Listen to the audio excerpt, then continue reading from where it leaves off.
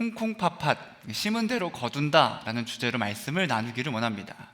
여러분, 콩콩팥팥이라는 예능이 있어요. 예능 이렇게 보신지 모르겠는데 혹시 이미지 준비되어 있나요? 네. 연예인들을 가렸습니다.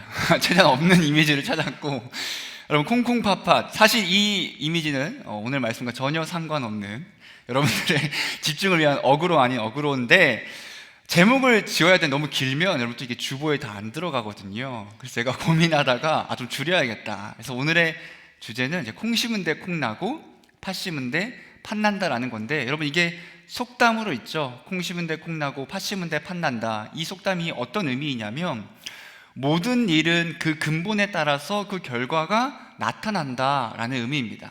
너무 쉽죠? 콩을 심으면 당연히 콩이 나는 거고, 팥을 심으면 당연히 팥이 나는 겁니다. 콩을 심었는데 팥이 자랄 수 없고, 팥을 심었는데 콩이 날 수 없다라는 거죠. 이것을 우리 인생에 좀 적용을 해본다면 이런 거죠.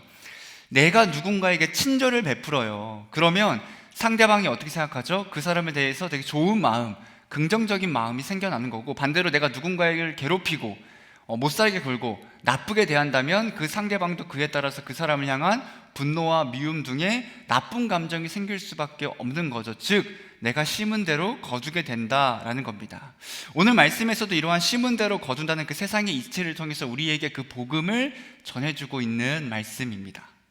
그럼 이제 바울의 마지막 권면이 나옵니다. 우리가 갈라디아서를 계속 보고 있는데 다음 주가 마지막 말씀이 될 텐데, 오늘은 그 말씀 중에서 바울의 이제 마지막 권면이 나오게 되는데, 오늘 말씀은 어떻게 보면 이전의 말씀과 좀 관계가 없는 것처럼 보일 수도 있지만 전혀 그렇지 않습니다. 굉장히 이렇게 바울은 연관되어서 쭉 이야기해주고 있는 그런 부분인데, 우리가 저번 주 말씀을 통해서 서로의 짐을 지는 것을 이야기했거든요. 왜 짐을 지는 것을 이야기했는가?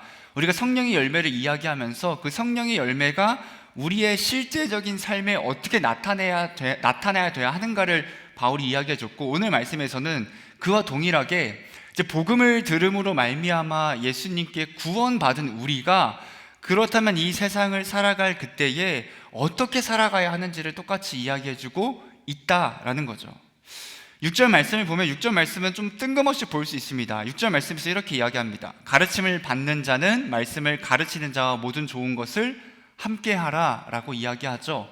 이 가르침을 받는 자라는 게 누구냐면 말 그대로 말씀을 배우는 사람들을 의미하는 거거든요. 그래서 뭐 초신자든 아니면 기신자든 뭐 단체든 개인이든 상관없이 그 말씀을 배우는 사람들, 듣고 배우는 사람들을 가지고 이 가르침을 받는 자라고 이야기합니다. 그리고 말씀을 가르치는 자란, 오늘날로 비유하자면 저와 같은 목사나 전도사와 같은 그런 목회자들을 의미한다라고 생각하시면 됩니다. 이렇게 가르침을 받는 자는 말씀을 가르치는 자와 무엇을 하라고 하냐면 모든 좋은 것을 함께 하라라고 이야기하고 있는 거죠. 그럼 모든 좋은 것이라는 건 무엇인가? 사이좋게 지내라고 하는 건가? 저와 여러분들이 사이좋게 지내면 모든 좋은 것을 함께 하는 건가? 이 모든 좋은 것이라는 것은 어떤 의미가 있냐면 재정적인 후원을 하라라는 말이 들어가 있거든요. 그러니까 실질적으로 물질로 도와줘라라는 의미가 있습니다. 6절 말씀은 이런 거예요. 말씀을 가르침 받는 자는 말씀을 가르치는 자들에게 실질적인 물질적으로 후원을 하여라, 재정적인 도움을 주어라 라고 이야기하고 있는 거거든요. 여러분, 이 말씀을 들으면 약간 당황스러울 수 있습니다. 만약에 제가 여기서 말씀을 끝내고 넘어가면 여러분 어떻게 생각하죠? 우리에게 돈을 요구하고 있다. 저 목사가 지금 자기 도와달라 하는 건가? 라고 생각할 수 있지만 여러분, 그런 거는 절대 아닙니다. 그런 건 절대 아니고, 여러분, 이 말씀이 이상하게 보일 수 있지만 사실은 이러한 원리, 그러니까 성도가 그 당시에 말씀을 가르치는 자들에게 물질적인 후원을 하라는 이 원리는 사실 성경 전체적으로 여러 번 강조해주고 있는 부분 중에 하나거든요. 이 말씀은 심는 것과 거두는 것과 연관이 있습니다. 왜냐하면 말씀을 가르치는 자는 하나님께 받은 그 말씀을 가르치는 은사를 받은 거죠. 그 은사에 따라서 성도들에게 그 말씀을 심습니다. 그 말씀을 전해주고 말씀을 가르침으로 말미암아 말씀을 나누어 주는 거죠. 말씀의 씨앗을. 그렇게 성도도 하나님께 받은 그 말씀의 씨앗으로 말미암아 자신들이 가지고 있는 그 재정적인 은사를 목회자에게 나누어 주며, 이 목회자가 그 말씀을 정말 바르게 전할 수 있도록, 그 말씀에 집중해서 좋은 씨앗을 받을 수 있도록 도와야 한다라고 이야기해주고 있는 겁니다. 그럼 목회자는 그 뿌린 씨에 따라서 그 성도들을 통해서 후원을 받으며 생계를 거두게 된다라는 거죠. 여러분, 바울은 그리스도인의 목회자에 대한 사례에 대해서 노동에 대한 대가라고 이야기하고 있지 않다는 거예요. 당신이 설교하고 말씀을 가르치는 노동을 하고 있으니 그에 대한 대가로 사례를 줄게요가 아니라 이 목회자에 대한 사례는 성도와 목회자 간의 교제다, 서로 간의 교제다라고 이야기해주고 있다라는 거죠. 오늘날 어떤 성도들은 말씀을 듣는 것, 말씀을 배우는 것을 어떻게 여기냐면 서비스를 받는 것으로 여깁니다. 그래서 내가 헌금하잖아 이런 거예요. 내가 물질 주잖아, 내가 돈 주잖아. 그거에 따른 어떻게 보면 권리, 그거에 따른 혜택과 이런 것들 내가 누려야 하는 건 당연한 거 아닌가? 그래서 마치 우리가 일타 강사의 그 강의를 들으면서 수강료를 내면 그에 합당한 강의를 들어야 한다고 여기는 것처럼 내가 돈을 내고 내가 헌금을 내니까 그에 합당한 설교를 내가 들을 만한 권리가 있고, 마치 이 둘 간의 관계를 하나의 노동자와 임금을 지불하는 사람처럼 서비스를 받는 것처럼 여기지만, 오늘 말씀에서 해주고 있는 것은 무엇이냐면 그렇게 하나님의 말씀을 전하고 나누는 것은 서비스를 받고 노동에 따른 대가를 주어주는 것이 아니라 하나님의 은사를 서로 나누는 풍성한 교제의 시간이 바로 말씀을 가르치고 가르침 받는 시간이다라고 말씀해주고 있는 겁니다. 여러분, 이 말을 이 교회의 재정, 교회의 물질에 대해서 어떻게 써야 하는가를 칼빈이 4가지 정도로 정리를 해주거든요.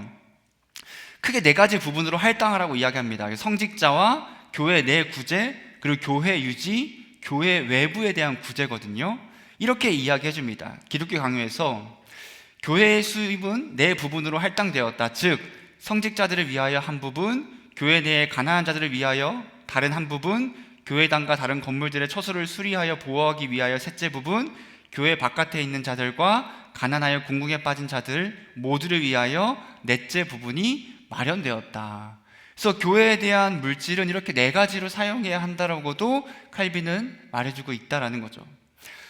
소명을 받아 하나님의 말씀을 전하는 사명을 받은 그 목회자들은 하나님의 이 말씀을, 그 좋은 씨앗을 성도들에게 전해줘야 합니다. 그리고 그에 따라서 그 씨앗을 받은 성도들도 그 목회자에게 교제로서 그 물질을 후원해줘야 된다, 도와줘야 한다라고 전해주고 있다라는 거죠. 여러분들, 이 부분에 대해서 2가지의 남용될 수 있는 부분이 있다는 거예요. 어떤 거냐면 첫 번째는 목회자로 의한 남용이 생길 수 있습니다. 이런 거죠. 성도들이 사랑하는 마음으로 물질을 헌금하고 후원할 거 아니에요. 근데 그 후원이 너무 많다 보니까, 물질이 많아지다 보니까 그에 따라서 목사들이 어떤 마음이 생기냐면 탐욕과 게으름과 나태함이 생기고 자기가 온전히 감당해야 할 그 말씀을 준비해야 될 사역을 대충 하게 되는 모습이 생길 수도 있다라고 이야기합니다. 2번째 남용은 어떤 거냐면 회중에 의한 남용도 있을 수 있어요. 목회자들도 그 물질로 인해서 나태하고 태만해질 수 있지만 회중들 또한 목회자의 생활비를 지불해주면서 그 목사를 내가 좌지우지한다라고 볼 수 있는 거죠. 어떤 회중은, 어떤 성도는 목사에게 거의 협박을 하듯이 내가 원하는 설교를 강요할 때가 있습니다. 왜 그렇게 하는가? 내가 돈을 주잖아 라는 거예요. 내가 당신들에게 돈을 주니까 내가 원하는 설교하라 이거예요.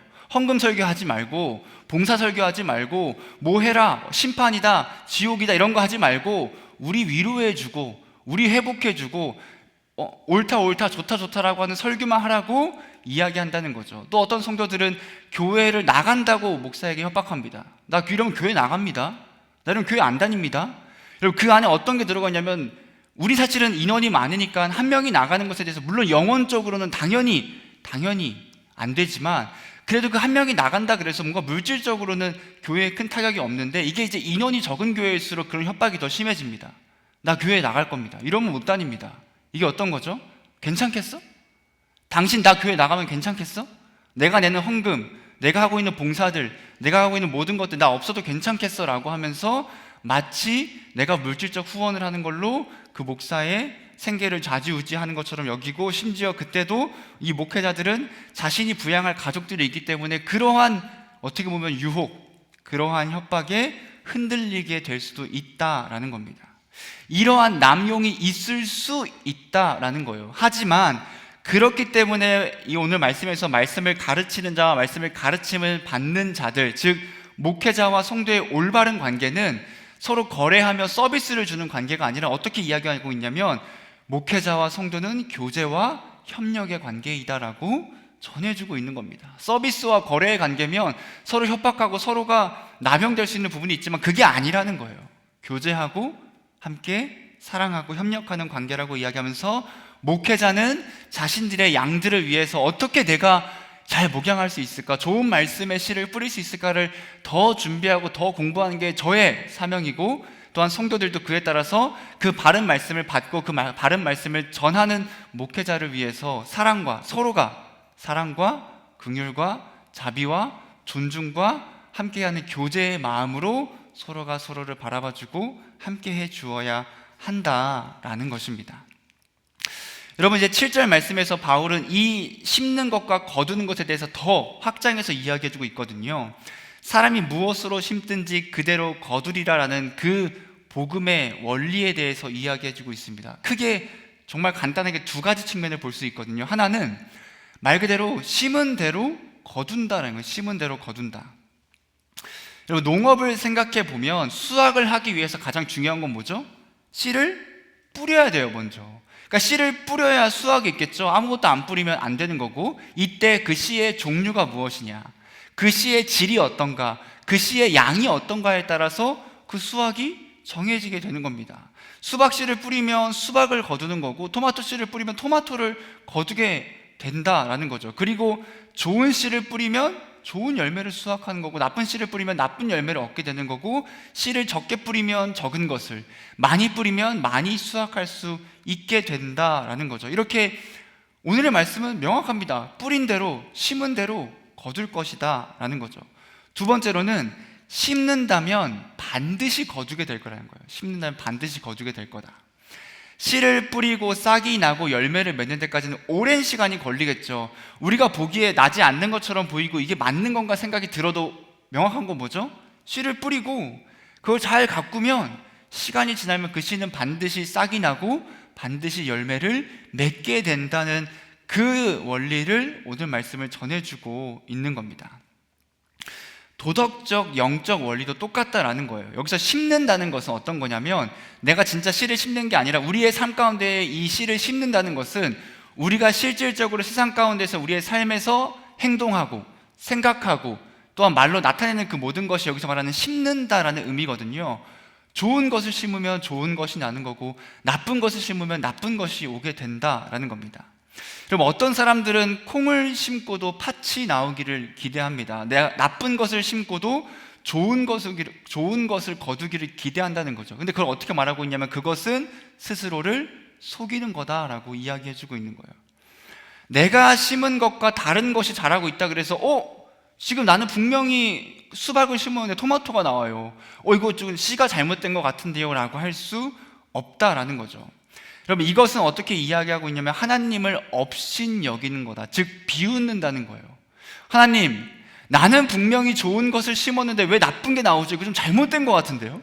이거 좀 결과가 이상한 것 같은데, 중간에 뭔가 좀 잘 안 된 것 같습니다 라고 한다는 건 하나님을 속이는 것과 마찬가지인데, 하나님은 그런 것에 속지 않으신다라는 겁니다. 여러분, 하나님은 명확히 이야기하세요. 너희가 심은 대로 거둘 것이다. 내가 좋은 것을 심으면 당연히 좋은 것이 나온다라고 이야기해 주는 거죠. 우리 하나님을 업신 여길 때가 있습니다. 어떤 때가 있냐면, 성경에 보면 이런 사람들이 있죠. 예수님이 어떤 말씀하시냐면, 나더러 주여 주여 하는 자마다 천국에 가는 것이 아니라고 이야기합니다. 예수님을 주여 주여라고 부르짖는 사람들이 있어요. 그 사람들은 생각합니다. 나는 잘 살고 있어, 나는 잘하고 있어, 나는 예수님을 믿고 있고 열심히 살고 있어라고 이야기할 그때에 마태복음 7장 21절부터 23절 말씀, 우리 앞에 보고 한번 같이 읽어보겠습니다. 시작. 나더러 주여 주여 하는 자마다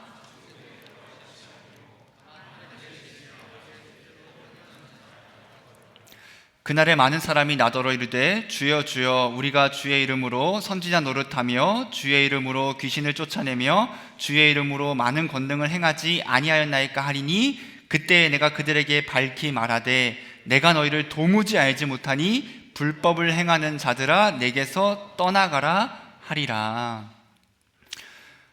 어떤 사람들은 자신이 정말 잘 살았는데 열심히 했는데 왜 구원받지 못하지라고 이해를 못하거든요. 그런데 그것은 스스로를 속이는 모습이다라는 겁니다. 예수님은 이야기해요. 불법을 행하는 자들아, 너희는 불법을 행하는 자들이다라고 이야기한다라는 거죠.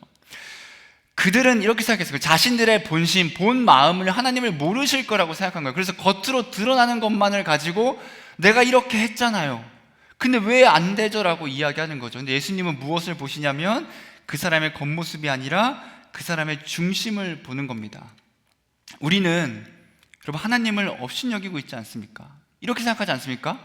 야, 교회 나오면 됐지, 일주일에 한번 교회에 출석하면 됐지 뭐 라고 하면서 이거면 충분하다라고 생각합니다. 여러분, 그때 예수님께서 우리에게 이렇게 말할 수 있지 않을까요?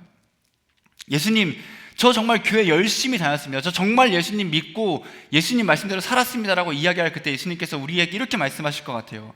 너가 정말로 내 말대로 살았니? 네가 진짜로 가난한 자를 도왔니? 힘든 자에게 손을 내밀었니? 복음을 전했니? 정말로 그 죄를 짓지 않기 위해서 철저하게 피를 흘릴 만큼 싸우면서 나와 함께하기 위해 노력했니? 네가 나를 사랑하고 네가 나를 믿었니? 라고 우리에게 물어보지 않겠습니까? 나는 교회 한번 잘 나왔으니까, 나는 일주일에 한번 교회 출석했으니까 이걸로 충분하지 않습니까? 라고 하는 우리들의 마음 가운데, 하나님을 업신여기는 그 마음 가운데 하나님은 이야기하시는 거예요. 너 그래, 너가 뿌린 대로 거둘 거야. 하나님은 우리의 겉모습이 아니라 우리의 중심을 보시는 분이시다라는 겁니다. 그리고 그에 따라 반드시 하나님은 합당하게 수확하신다라는 거죠. 8절 말씀은 더 구체적으로 우리가 심지 말아야 할 것과 심어야 할 것 전해주고 있습니다. 8절 말씀에 이렇게 이야기합니다. 자기의 육체를 위하여 심는 자는 육체로부터 썩어질 것을 거두고 성령을 위하여 심는 자는 성령으로부터 영생을 거둘 것이다. 심는 대로 거둔다는 정말 간단하고 논리적인 두 가지를 이야기해주고 있죠. 육체를 위하여 심으면 육체로부터 썩어질 것을 거둘 것이다. 육체를 위하여 심는다는 것은 우리가 육체에 대해서 갈라디아서에서 많이 이야기했잖아요. 그건 어떤 거냐면 우리의 죄인된 본성에 따라 행동하는 것이 육체를 위하여 심는 거거든요. 갈라디아서 5장 19절부터 21절 말씀에 이렇게 이야기합니다. 우리 같이 읽어보겠습니다. 시작. 육체의 일은 분명하니 곧 음행과 더러운 것과 호색과 우상숭배와 주술과 원수 맺는 것과 분쟁과 시기와 분냄과 당짓는 것과 분열함과 이단과 투기와 술취함과 방탕함과 또 그와 같은 것들이라. 전에 너희에게 경계한 것 같이 경계하노니 이런 일을 하는 자들은 하나님의 나라를 유업으로 받지 못할 것이다 라는 거죠. 우리가 분노를 가지고 불만과 비난과 우월감과 열등감에 빠져 살 그때에 그걸 무엇이라 하느냐? 육체를 위하여 심는다라는 겁니다. 나쁜 영향을 미친다는 것을 알고 있음에도 불구하고 그 나쁜 영향을 주는 사람과 계속 함께하고 있는 우리의 모습. 술 취하면 안 된다라고 머릿속으로 알고 있음에도 불구하고 내 친구가 아는 사람들이 야, 술 먹으러 가자 그러면 언제든지 그 술자리에 거뜬히 가는 나의 모습. 말씀을 읽고 기도해야 한다라고 머릿속으로 알고 있고 딱 핸드폰을 피는 순간 인스타를 바라보고 유튜브를 바라보고 웹툰을 보고 있는 나의 모습. 욕을 하면 안 된다라고 생각하지만 계속해서 그 사람을 험담하고 입에서는 나쁜 말이 나오고 뒤에서는 비난하고 비판하고 있는 그 우리의 모습이 무엇이냐? 그게 바로 육체를 위하여 심고 또 심는 우리의 모습이다라는 겁니다. 여러분, 죄를 심으면 썩어질 것을 거둘 뿐이다라는 거예요. 내가 죄를 심어요, 내가 육체의 일을 심어요. 그럼 어떻게 되죠? 생명과 은혜와 기쁨이 나오는 것이 아니라 절대 나올 수 없고, 명확하게 죄를 심으면 썩어질 것만 나오게 되고 우리의 삶은 점점 더 부패할 것이고, 그렇게 우리의 끝은 하나님의 영원한 심판으로 나올 수밖에 없다라고 이야기해주고 있는 겁니다. 반대로 성령을 위하여 심는 것은 성령으로 행하는 거죠. 가장 간단하게는 우리가 보았던 성령의 9가지 열매를 기억할 거라고 생각합니다. 모르면 다시 5장을 살펴보시면 될 거고, 성령의 9가지 열매는 너무 간단한 거고, 더 그냥 중심으로 이야기하자면 예수님을 위하여 그분의 말씀대로 그분을 닮아가며 사는 것이 성령을 위하여 심는 삶입니다. 성령을 위하여 심는다면 성령으로부터 영생을 거두게 될 겁니다. 우리의 삶은 점차 성화되어서 거룩함을 나타낼 것이고, 그렇게 하나님과 교제하면서 영원히 주님과 함께하는 삶, 그 영원함을 거두게 될 거라고 말씀해 주고 있다라는 거죠. 우리는 그리스도인으로서 선을 행해야 합니다. 근데 여러분 이거 다 알죠? 몰라요? 다 알죠? 너무 당연한 거예요. 어렵지 않아요. 말로는. 근데 여러분 9절에서 어떻게 이야기하고 있냐면 이렇게 이야기합니다. 우리가 선을 행하되 낙심하지 말지니라는 거예요. 우리도 알아요. 선을 행해야 되는 거 알아요. 그런데 선을 행하는 게 쉽지 않는다는 겁니다. 선을 행할 때 낙심할 때가 생긴다라고 이야기해주고 있는 거예요. 누군가 이 말씀을 보고 들으면서 이렇게 생각할 수 있어요. 아니 왜 선을 행하는데 낙심할 게 뭐가 있습니까? 그렇게 한다면 뭐 여러 가지가 있겠지만 이럴 수 있습니다. 선을 행하지 않고 있는 사람일 수 있어요. 여러분 선을 행하고 선을 행하려고 노력하는 사람들은 이 말씀이 충분히 이해될 겁니다. 선을 행하는 그 가운데에서 낙심될 때가 있다라는 거죠. 우리가 하나님의 말씀대로 살아가죠. 선을 행합니다. 사랑을 행하고 긍휼을 행하고 자비와 양성과 충성과 인내와 주님을 향한 절제를 가지고 살아가려고 정말 노력하고 정말 그 말씀대로 나아가고자 합니다. 그런데 때론 이런 모습이 바보처럼 여겨질 때가 있다라는 겁니다. 누군지 기억이 안 나는데 어떤 분이 그런 이야기를 했어요. 우리나라는 화를 내는 사람의 말을 더 잘 들어준다. 그래서 뭐 행정복지센터나 뭐 식당에 가서 뭐가 안 돼요. 그러면 혹시 이게 안 되는데 이러면 되게 매정하게 하지만 막 화를 내요. 내려치면서 이게 왜 안 되냐? 지금 빨리 해라. 이게 뭘 하고 있는 거냐? 막 앞에서 화를 내면 어떻게 해요? 원래의 모습이면 악은 악으로 갚을 수는 없지만 악한 모습을 보일 때는 돌려보내야 되겠죠. 근데 그게 아니라 막 화를 내는 사람한테 더 막 대해줘요. 막 먼저 와서 이거 해라 저거 해라고 알려준다라는 거죠. 그리고 지킬 거를 지키며 살아가고 오히려 착하게 보이는 사람들을 어떻게 해요? 무시하는 거예요. 무례하게 대할 때가 있다라는 겁니다. 그럼 세상을 보니 어떻게 보이냐면 세상을 보니 악한 사람들이 더 잘 사는 것처럼 보일 때가 있습니다. 선을 행할 때 더 무시받고 선을 행할 때 더 바보같이 여겨질 때가 있다라는 거예요. 그래서 때로는 이렇게 생각이 들죠. 내가 굳이 말씀을 지키며 살아가야 하는가? 내가 이렇게 바보처럼 내가 이렇게 힘들게 살아가야 하는가? 라는 생각이 듭니다. 사랑을 했는데 자비를 행했는데 긍휼을 보였는데 돌아오는 건 뭐죠? 그 사람의 무례함, 배신과 이용과 몰상식함이 돌아올 때가 있다는 겁니다.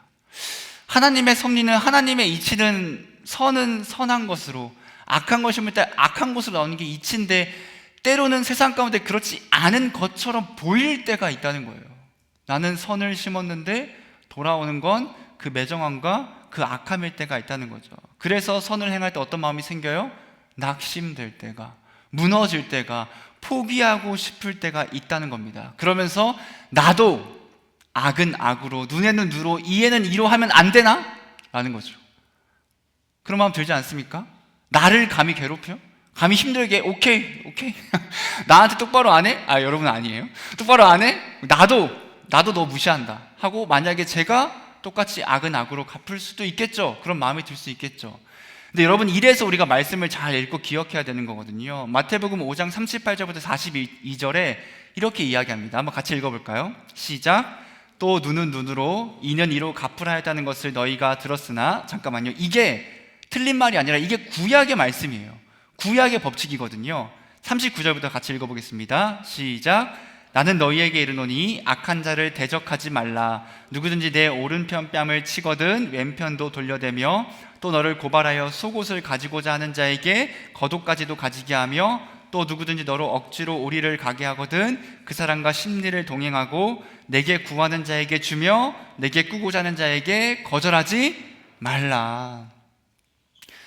우리는 악은 악으로 이는 이로 눈은 눈으로 갖고 싶단 말이에요. 우리도. 근데 예수님이 어떻게 말씀하시냐면 악한 것을 경험할 그때에 너희는 끝까지 선을 지켜라라고 이야기하십니다. 그럼 왜 그럴까요? 왜 그렇게 낙심할 것 같이 어려운데도 그럼에도 불구하고 왜 이렇게 하냐고 말을 하냐면 이유가 있어요. 이유가. 그게 바울이 말하고 있는 거거든요. 포기하지 아니하면 때가 이름에 거두리라 라는 거예요. 선을 행하며 낙심하지 말라. 포기하지 아니하면 때가 이를 것이고 그때 반드시 거둘 것이다 라고 이야기합니다. 그러면 저는 이 말씀 예수님께서 이렇게 말씀하시는 것처럼 들렸어요. 너희 선을 행하는 거 참 많이 힘들지.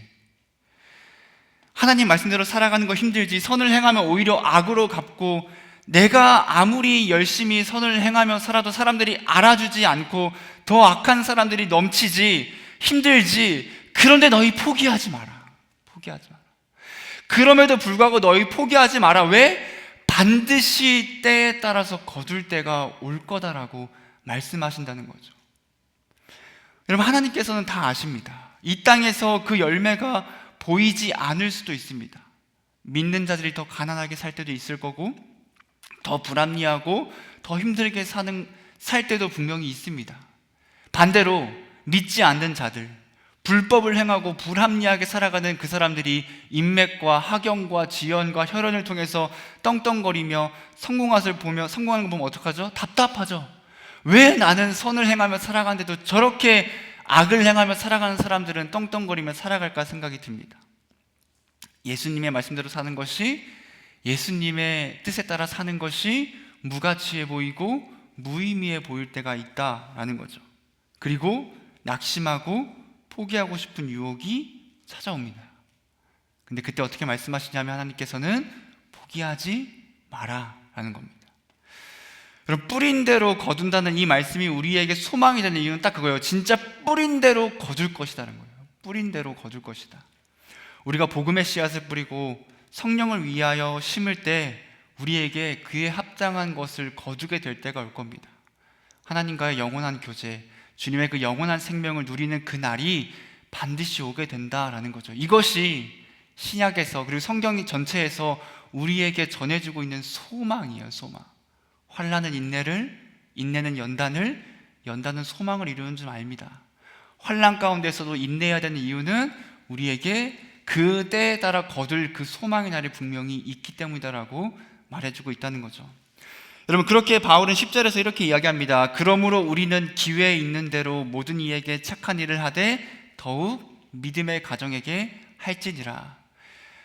포기하지 마. 때에 따라 반드시 거둘 때가 올 거야. 그러니까 너희는 기회가 되는 그때마다, 할 수 있을 그때, 할 수 있을 만큼 때때로 끊임없이 계속해서 선을 행해라. 모든 사람에게 행하되 특히나 믿음의 가정에게 행하라고 이야기합니다.